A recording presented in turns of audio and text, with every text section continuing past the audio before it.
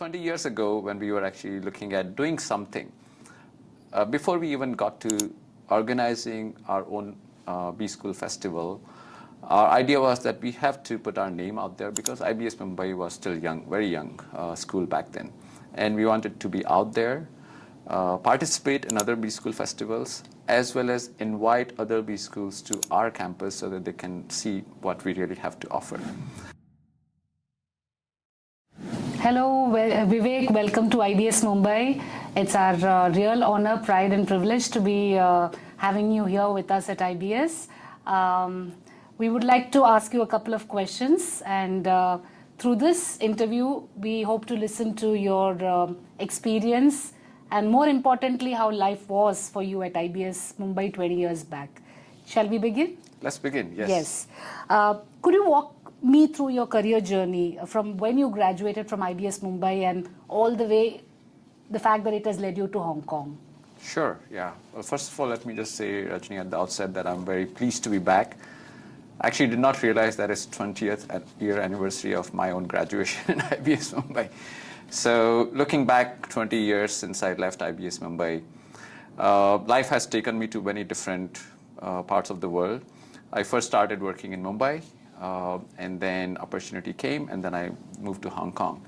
And from there, the whole world was my stage to play whatever I wanted to do. And mostly I've been mainly based in Asia Pacific. I moved from Hong Kong, did a short stint in Tokyo, moved back to Hong Kong, had a chance to work in Singapore, then went to Manila, went back to Singapore, and now I'm back to Hong Kong. So basically I've been to many different places, but primarily focus on financial services. I've been working in investment banking since I left IBS Mumbai, and currently I'm managing the investment banking division at Credit Suisse. I'm the Chief Operating Officer for Asia Pacific for the division. That sounds really like a wealth of experience internationally that you've acquired. On that note, I wanted to also understand, how did your time at IBS Mumbai prepare you for the corporate world? Are there any specific skills or lessons that have stayed with you, Vivek? Absolutely. I have to say that apart from the classroom learning, right, because you have to understand the technicals and the theoretical aspect of whatever we wanted to do after we leave the college, right? But more than that, it's really the camaraderie with the other students, with the faculty members, and the exposure to corporate world that I think there are not many other schools in India that provide that kind of exposure. So we have the SIP here, and I spent my SIP with Tata Steel, a good 4 months of project. And after that, I also had to part of MRP, which was the Management Research Project, where I spent with KEC International another good 4 months, right? So that's like 8 months of very good corporate exposure, which is absolutely practical. You're not really doing an internship, but you're really working as part of a real-time experience that you would get in corporate. On top of that, IBS was also flexible enough to allow me to do other projects with corporates if I wanted to. If the students wanted to, I think that was very flexible as well. So I had an opportunity to do another project in my second year with KPMG, and luxury was new in India back then, and they were wanting to do a corporate study on how the luxury market would look in India 20 years ago. And you can see there's luxury everywhere. So I think all those three experiences in corporate world, 3 different types of projects with 3 different companies, coming with the classroom learning as well as learning from different students and different faculty members is really what prepared me. But more than that, on top of that actually, it's really what IBS exposed me to is how you can actually work with different people. Right? Because we had a strength of 165 students back then, and it was still a very small community. But how you work with people from different background in different kind of challenging environment, and how you become successful in that. Of course, success and failure is part of life as it was back then as well, right? But how you come back stronger from any failures and how you continue to succeed and find your path from there. I think all those put together is really what prepared me for my journey, and along with me, many other students who I'm still in touch with. So yeah, it was an amazing, unforgettable experience. That's why I still keep coming back to IBS Mumbai. Wow, that sounds quite rich. People skills, a mini corporate experience before joining the corporate world. And I think the the networking which has led you to all this accumulated net worth. I can see that this has been your wealth of experience. Am I right? Absolutely, yes. Yeah. So you've been the founding member behind this vibrancy of IBS Mumbai that's called Konflux. So what was your inspiration behind taking up the mantle of Konflux? We're very eager to learn, and I'm sure students are keen to understand this because many of them are taking it up on their shoulders, and we would like to hear it from you. Well, first of all, I will say congratulations to IBS Mumbai community, students, faculty members on 20th year anniversary of Konflux, which is great. Again, this was not really in my mind that it was 20th anniversary.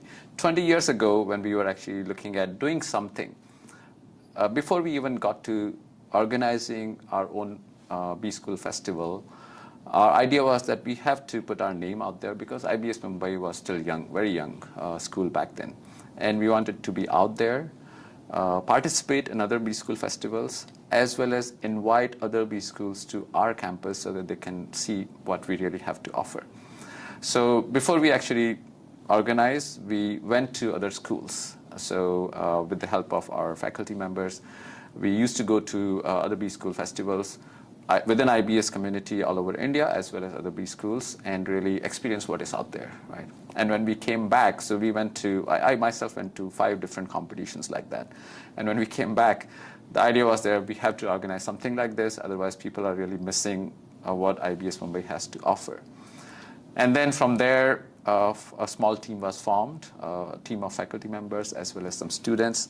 And from there, we went about ideating what exactly we want to do, how we want it to be different from other B-Schools festivals. We didn't want it to be just a fun show, right? But we wanted it to be a combination of intellectual discussion, having some fun, at the same time also bring different communities together from all over India, right? It was challenging, I have to say, right? Because of course you need funds. Yes. So we had to go around, really start from scratch, go to different corporates, get sponsorship, get speakers, get other B-Schools to participate in that, arrange all the logistics for that. It was challenging, but it was at the same time immensely satisfying when all this came together and we organized our first successful. I can imagine. successful. So I guess the entire gamut of business, marketing, finance, HR, people skills, the Konflux team would have acquired immensely through the organizing of Konflux. Exactly. Am I right? Yes. What were the most pivotal roles or projects that have shaped your career?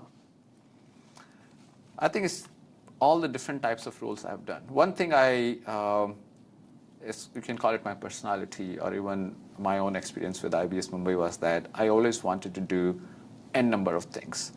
Now, some people call it lack of focus, but I like to call it exposure to many different things.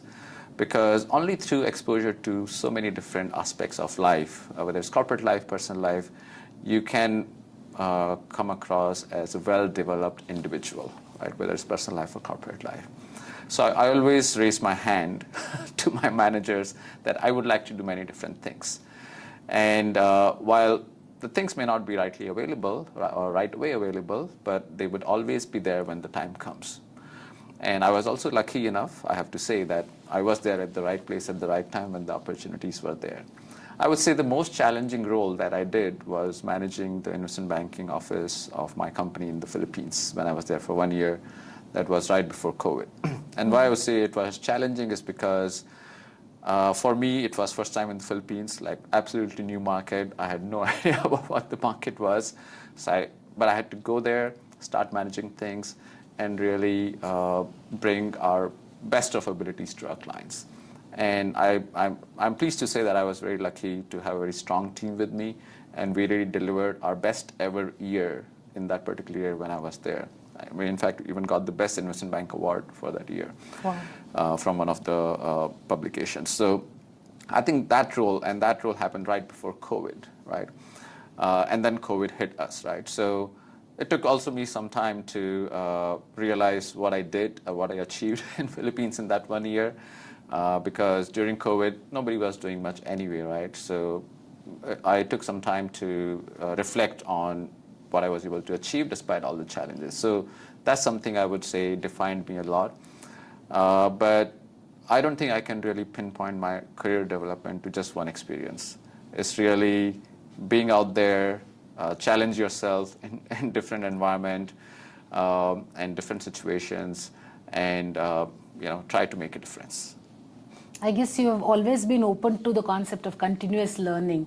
So while you said that people generally say that being open to multiple roles or opportunities is lack of focus, I would say I beg to differ there, because I would say you were very keen on looking at opportunities everywhere. Yes. And that's something which is a very strong message that we can give the students. Whenever opportunity knocks, whether it's active or passive, I guess we should be ready to understand it's there and grab it. Yes. Am I right? Absolutely. Yes. Next question. How has your industry evolved since 2004?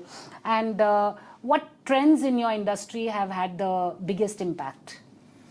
Wow, industry is so different now compared to when I started. A traditional IB, and I can only talk about financial services, but the whole world has changed big time. But traditional IB, I think the first big moment of change came in 2007 and 2008. GFC, global financial crisis. And before that, IB was booming and people were making a lot of money in trading, advisory, underwriting kind of activities. But GFC brought about a lot of new regulations and the banks had to cut down on IB. So IB became sort of a dying industry. It's still there, it's still very strong, but it's not really innovating as much as it used to. However, in addition to that, we see a plethora of other innovations in financial services, such as in money transfer or payment services. Even in India, you see many new startups out there who are now unicorn and publicly listed companies. But that's the innovation we see in financial services industry. And that's what the traditional IB has to compete against. But the big banks, of course, they're very smart. They are at the forefront of this innovation. So you see all these big banks, whether in India or international banks, they are all innovating and want to make sure that they are in front of their clients and providing the latest available services. Now, this is just about how you serve your clients, but it's also about how you're managing your internal infrastructure in the most efficient, cost-effective manner possible. Because it's a cutthroat world out there, and if you are not really at the top of your game, it's very difficult to survive. So it's great to see that the students of today have so many different opportunities. And when I say opportunities, it's not just about opportunity to make a career, but make a real impact in the world. That's how I would like to look at my role, right? Whatever I'm doing today or I'll do tomorrow, I want to see what is the impact that I'm making in the world, right? Mm-hmm. Of course, you're doing your desk job, right, today, but there's a bigger picture out there, and that's how I want to focus on. What challenges did you face early on in your career, and how did you overcome them? I'm sure there would have been some challenges. Yeah. There are many, right? But I am not really somebody who would look at things as challenges, right? But I would look at them as opportunities, yeah? Because a challenge for somebody is an opportunity to learn. And success and failure is part of life. So for me, for somebody else, what might come across as challenge, I want to see how can I solve it.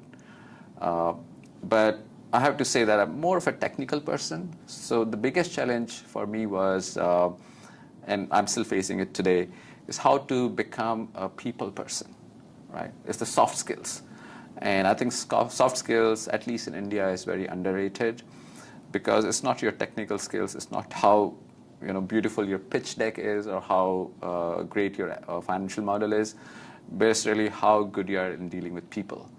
That's what will make or break your career. And for me, that was a big challenge because I'm an introvert person, right? So for me to adjust my personality to become more of a people person, that was the biggest challenge.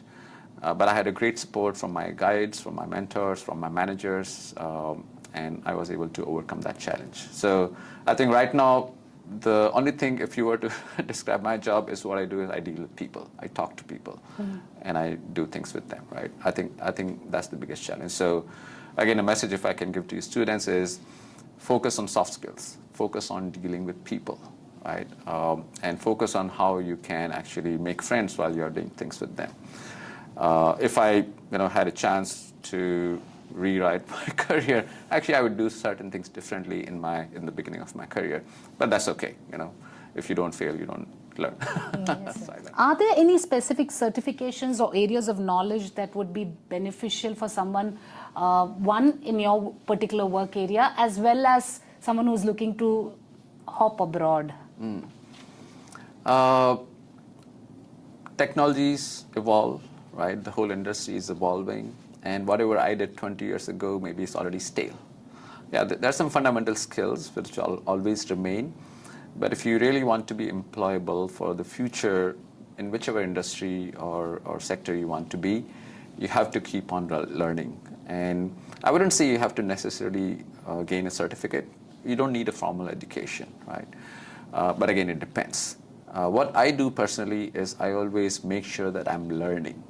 And my learning is not necessarily in classroom, but it can be in different forms. It can be taking those online MOOCs, right, which are easily, freely available to everybody, whichever area you want to be. It can be in the form of reading. It can be in the form of networking, attending conferences, attending events, and just see what is out there. Students or everybody has to find out what exactly is in the future, right, and how do they prepare themselves for it. But you don't want to spread yourself too thin also. Maybe focus on one or two things, because there are too many things out there. You look at today's technology, everybody wants to learn about machine learning, AI, data, crypto, blockchain, everything, right? But you can't do everything. So find out maybe one or two things and then focus on that. And whatever you learn will be stale in 2 years anyway. So don't worry about learning too much. Yeah. We're coming to the tail end of the interview, Vivek. I wanted to understand what are your most notable interests and hobbies? How do you unwind yourself at the end of the day? I'm still trying to find. It evolves over time. Lately, I've been very interested in mountaineering. So I try to climb one big mountain a year. It takes a lot of time. It takes a lot of money also. And a lot of physical effort. A lot of physical efforts as well. But I try to do so. I managed to have a group of friends. I'm lucky to have a group of friends who share the same interests and same hobby. And then we train together and we visit these mountains together. So far I've climbed 4 out of the big continental mountains all over the world. Congratulations. Thank you. Quite a feat. I hope to continue to do that. You say it's about unwinding. Actually, it's not just about unwinding, because I started mountaineering just to keep myself fit, or hiking, so to speak, right? But I think mountains themselves have taught me a lot, right? Because climbing a mountain is one of the most difficult things I've done, not just physically, but mentally and emotionally as well. And there have been times, I'm like sitting in the tent in the middle of the night and I have to wake up at 2 a.m. and start my summit climb, and I just gave up because maybe not in the mindset to do it, right? And then you come back from there and, wow, I spent so much money, so much time away from everybody just to, come back a failure. But that's okay. I think it's also part of the learning. But that's something I would focus on. Yeah. I would say health is number one priority for me, right? And that's really what I want to focus on. So mountaineering is just part of that health regime, I would say. So all my hobbies, activities, interests are related to health and well-being at the moment. Getting old, so I have to maintain myself physically, not just physically, but also mentally as well. Yeah. And just one question, major difference that you see, Vivek, between then and now in the workforce, environment, culture, corporate, the capabilities, temperament, etc. What are the major differences that you see? The difference, in my view, is driven more by the workforce rather than the employers or the companies. Because Generation Z, or whatever is the next generation called, right, which is joining today's workforce, they have very different expectations, not just from the corporate world, but also from themselves. These are very different things that would satisfy them, make them happy when they start to work. And this is across the world and across different industries. And that's why you see companies are also trying to change what they offer and how they actually hire or select new students. And I think the biggest example we have in Konflux is COVID, right? And the hybrid work environment or work from home kind of situation, while a lot of it has gone away, but some of it has stayed, and it is here to stay. Because for today's people, spending time with family, spending time on themselves is actually equally important than just going to a job and making a living. And I think that is really changing a lot. And that's why for us as an employer, it's very critical to be in front of what the generation, not just today, but also future, what would they expect? Because we have to start preparing ourselves from today. So it's flexibility, it's different kind of expectation. Of course, money is there. Everybody is working to get paid. But in addition to just money, what else is there? So health and well-being, right? So I was taking the tour of IBS campus today. I saw that, wow, you have focused a lot of health, well-being, not just yourself, but also students. So that's very important. That's a priority. Yes. And that's for their inherent future, it's important. That's Exactly. right. Vivek, it was a real pleasure. It has been a real pleasure talking to you. I've personally learned a lot of things, and I'm sure the audience who's watching would also be continuously learning by watching your videos more often in the future. Thank you so much. It was a wonderful pleasure Thank talking you so to much, Rajini. Yeah.